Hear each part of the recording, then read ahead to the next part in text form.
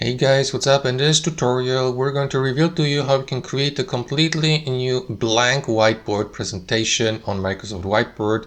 So let us get started. Now head over to whiteboard.cloud.microsoft to access Microsoft Whiteboard. You will need to be logged in with your Microsoft account, of course. And if you, for example, in one of your projects, guys, you may navigate back to your home screen or to your overview of whiteboards by clicking into that home button in the top left corner.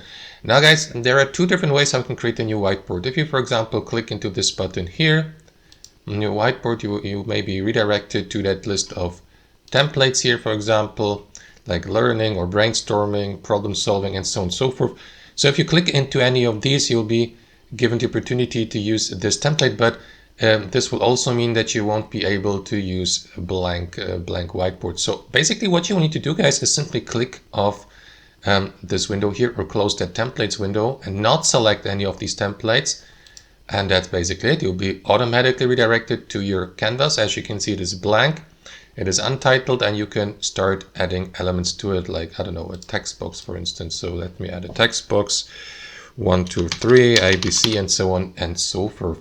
So that's basically it. That's how it works, guys. Thanks for watching and have a wonderful day.